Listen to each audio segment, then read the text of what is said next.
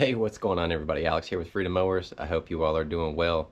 We have another crusty lawnmower revival today, and this one is a zero turn. We've got a RZ5424. Got this machine from someone that bought some equipment from me this last year. 200 bucks. He hit something with it. He said that he hit a root or a stump, and he said the deck was making all kinds of noise. He pulled it back over to the shop, and when he went to go work on it next, he turned the key and nothing was happening. He said he checked the battery was still good, but after that he just kind of let it sit. Since then he had bought another mower, and he asked me if I was interested in buying it, and I told him I could offer him 200 on it.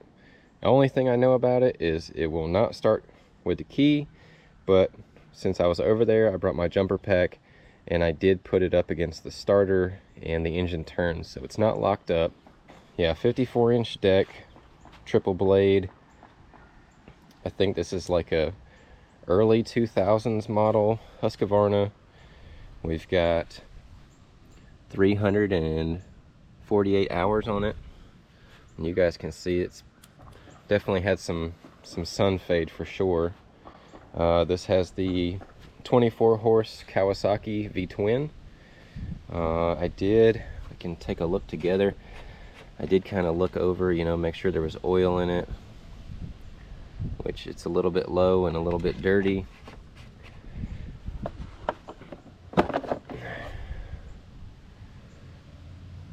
Air filter looks pretty gross. This whole thing is like moldy. It's been sitting out for a while. He did tell me that a couple years ago he had replaced the muffler on it.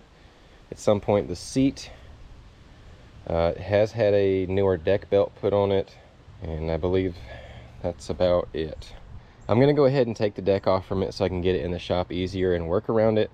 And I also want to see what's going on with that deck as well, since he said that was making noise. But first things first, we're gonna get this in there and figure out if we can get this thing to run. I can pretty much just pull the belt, that front guard comes off, and then I believe it's just two clips. There's one on each side. Yeah, I believe that's it. Just two clips in that front, and it should just slide right out. So let me get that off and we'll pull it in. All right, well, we got the mowing deck off from there. There was two other hinge points I'll show you guys to get that off that I didn't know about, and I'll show y'all the carnage on that later.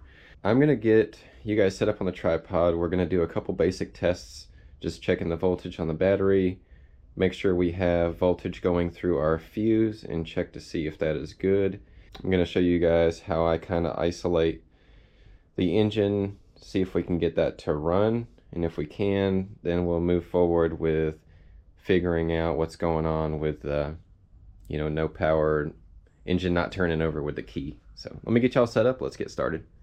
All right, so right off the bat, we're going to check the voltage at the battery. I don't have a load tester, but we can at least get an idea, if we've got voltage. So we've got 12.54 at the battery, and then we can go ahead and turn our key in the on position, check the fuse. 12.33 on one side, 12.33 on the other. We know that our battery at least has voltage and our fuse is good. I can also hear, let me get y'all off the tripod. I can also hear the solenoid clicking. Let me turn the key, see if y'all can hear it. So know that we're getting power at least through the key switch. But what I want to do is I am going to disconnect the engine harness. I have disconnected the engine harness, which is basically going to isolate the engine by itself. That way we won't have any safety switches or anything like that preventing us from starting or getting spark. Now with that disconnected though, I need to have power to our fuel shut off solenoid. So what I've done is that wire is actually a green one that is down here. You can see the green wire coming off, and I traced it back to the harness, and I took a jumper wire from one side to the other so that we could get power to that. So let me show y'all with the key. You can hear that working.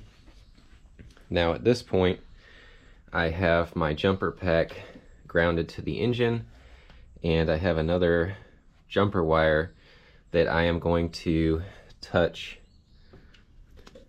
basically on this white wire right here that goes right underneath to our starter solenoid, and that comes from, the white wire comes from our key switch, which basically sends signal to the starter solenoid to close it and allow the starter to turn. So let me get y'all on the tripod and we'll go ahead and see if we can touch that signal wire and get this engine turning over.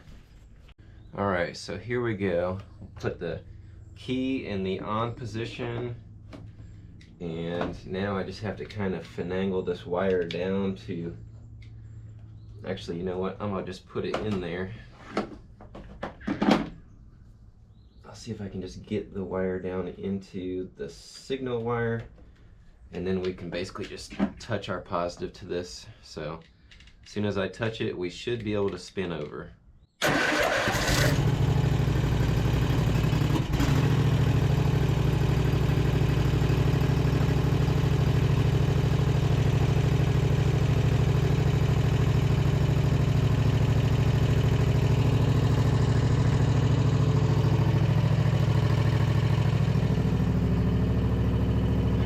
Okay.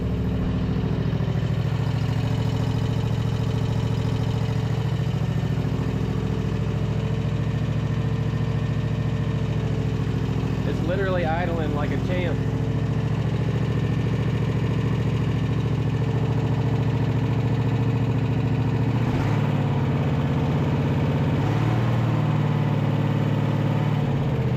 Wow.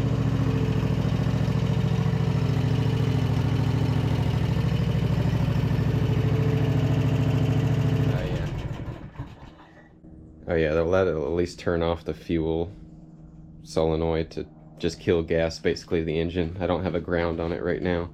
Wow. I guess he wasn't lying when he said it did run when parked, but we all know how that goes. That sounds incredible. The starter sounds terrible, but engine sounds good. I kind of had to pause the video there for a minute because I didn't even know what to say. I really didn't think that it would start. Y'all know they're not that easy. Seen me struggle with so many other mowers in the past. We know we have a good running twin cylinder Kawasaki now. We got to figure out why we can't get this thing to start with the key then. We have eliminated the safeties from the engine by what we just did. So now we need to connect the harness back, and we can start looking over the safety switches on here. In order to test them, you have to pull each one, or at least get down to where you can test each one. On this 0 turn, it looks like we just have one on each control. We should have one for the brake. We'll have a seat safety switch, which could be the problem. I don't know, because the seat is newer on it, but we can test that. And then the only other thing really would be, I guess it still could possibly be the key switch or the PTO switch. Let me get set up. We'll plug the harness back in, and then we can just start checking over everything. And another thing I wanted to check as well. You guys can hear the PTO is working, so our switch should be good in theory. And then our can see where the levers make contact with the controls, so those should be, as far as I know, those should be out in order to start.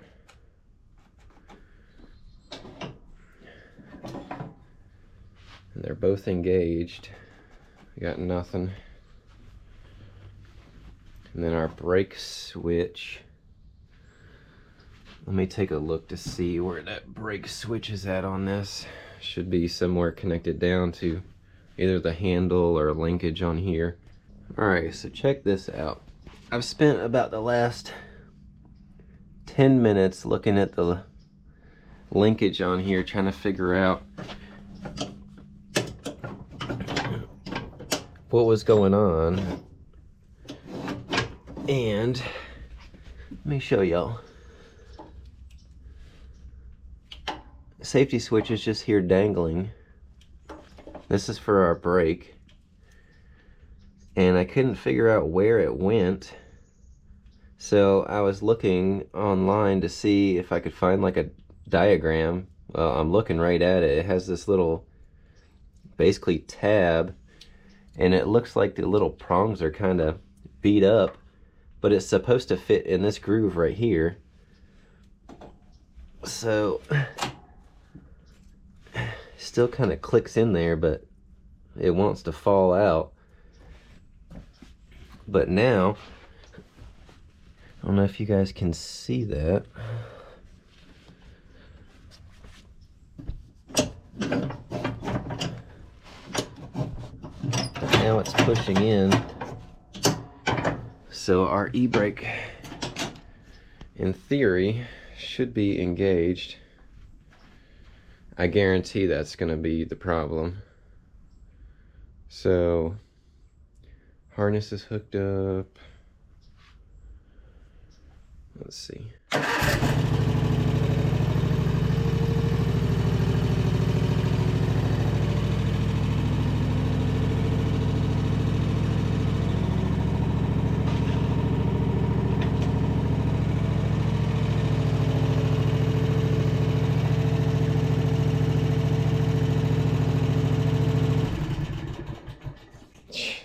That is crazy.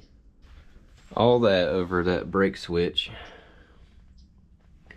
And it was literally just dangling down here. I thought it was like a relay, because I mean, it basically looks like most of the time what a relay looks like. It was just kind of sitting here. I couldn't see the switch end behind the arm here, but I kept looking at the linkage, trying to figure out, you know, there should be a safety somewhere. I kept looking, and realized it was right there in front of me the whole time.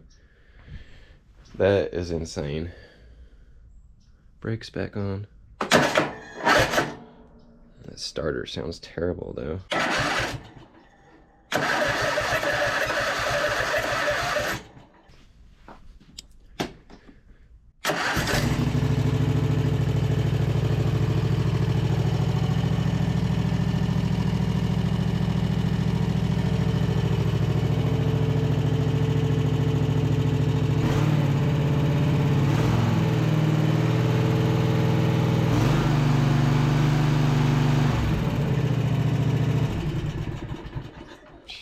That's awesome. Oh man.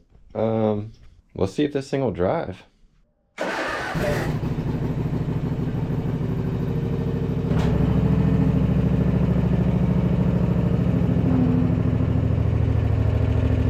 Hydros sound good so far.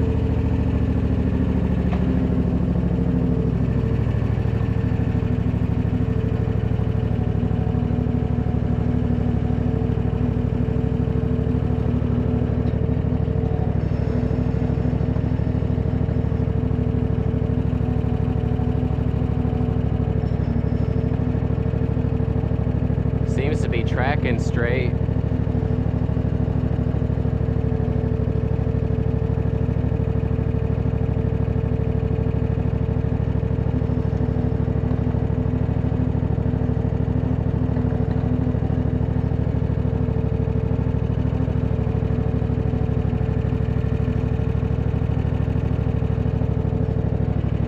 Nice.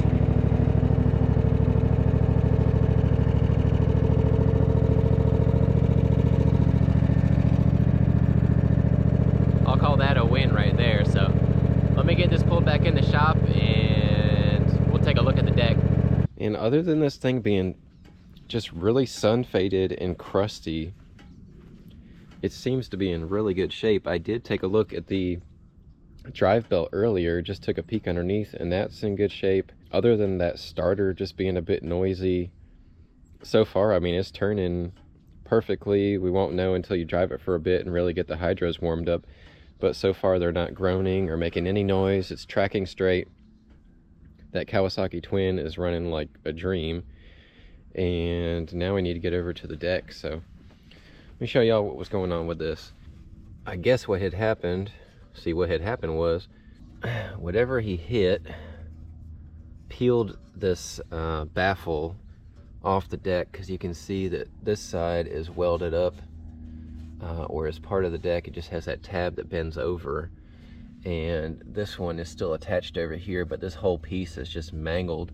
It kind of bent this part up, which is still attached, but you can see where the blade had made contact with this side and tore this piece open basically.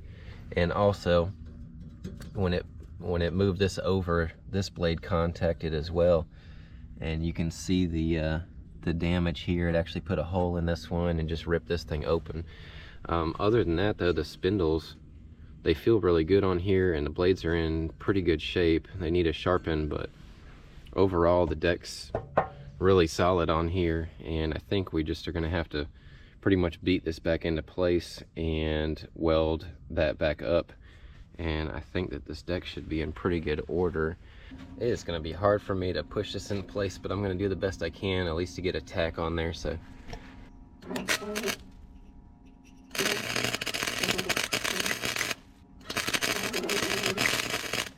all right, just kind of wanted to show y'all where I'm at. I did cut that piece off, and I got this bent back into place the best that I could. There was still quite a gap there I was trying to close up, but I did get this kind of tacked into place and started welding. I just have a big gap here I have to fill, so I'm just gonna work this for a minute, get that all filled in, and then see what else I gotta do. But we're already in the clear as far as the blade, but I just got to make sure this is beefed up and try to make it look as decent as I can.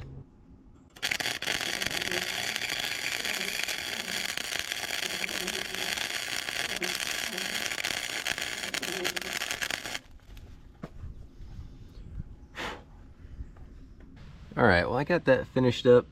Certainly not the prettiest, but it is sturdy.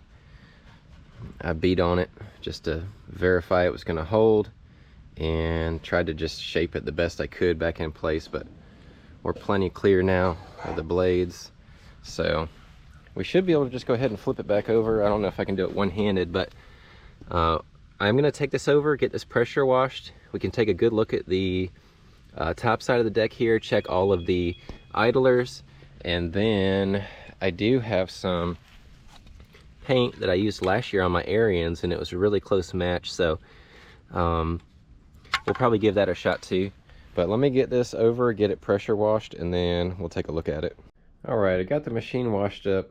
I must save showing you guys that until we get a little bit farther along, but it cleaned up really nice. The mowing deck itself looks to be in pretty good shape. I don't see anything going on with it other than just where there's some paint kind of peeling. It looks like someone had done some touch-up paint before. So I'm just going to be taking a wire wheel and a little sanding block and going over some of those spots. And then I'm going to take that orange paint that I was showing you guys. Well, I'm going to hit it with some primer, and then I'll go over it a couple spots with this paint, see how this looks. And I'll just show y'all when I get done prepping it, and then we'll lay some paint down and we can move forward. All right, and here real quick, I just went and scuffed up a lot of the places that were scratched. Went through, tried to scrape out as much of the crusty metal from that seam there, and I'm just gonna go ahead and hit a lot of these spots with that primer, and then we'll get a coat on here. I think this is gonna turn out really well. I mean, the deck's in really good shape, pretty smooth, so it should lay on good. And I've got some sun out today, so hopefully it'll dry at a reasonable time. All right, well, I got the deck back on. I got the deck level on here, so now we should be all set. The back is just set slightly higher. They normally have a little bit of a lower front than back, but we are even all the way around, And we're gonna take this thing outside and turn the deck on, and then I'll go ahead and show you guys what this thing really looks like all the way around. It turned out so nice for what we have in this machine. I forgot to tell you guys, so after starting this a few times, the starter on it kind of cleared up with the noise. Probably have to choke it because I hadn't started it in a few hours. You guys can see how smooth it is.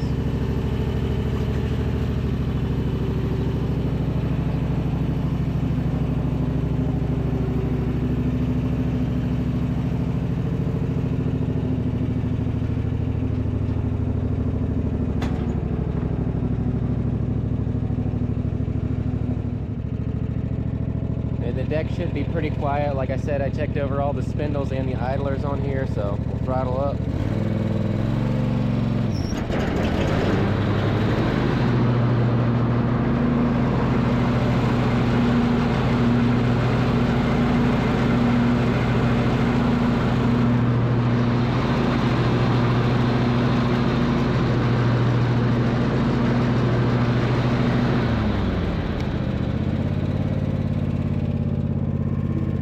Everything seems good. Well, let me take you guys out there. We're gonna take a look at this and we'll do some cutting. All right, well, let's do some cutting. I just wanted to quickly recap what we had going on with this mower. I think what happened was, I believe he hit something with it, and when he hit it, it might have jarred that brake safety switch, which ultimately knocked it off, which he was able to mow with it or pull it over where he needed to, and then when he went to go restart, it wouldn't, because it was basically saying that the brake was not applied. It would have ran still for him to be able to pull it over there. So I think that's pretty much what happened and what we were dealing with. I mean, it wasn't a whole lot to fix on this machine other than just a lot of cosmetic stuff. So I'm really pumped about it. I mean, $200. You guys can see what we're working with now. Basically fixed this for free.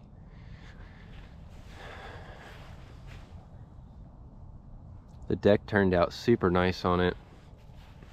I did buff the rest of the paint on here and went over. I put a couple of strips of some grip tape where the heels were the heel spot was a little bit worn out.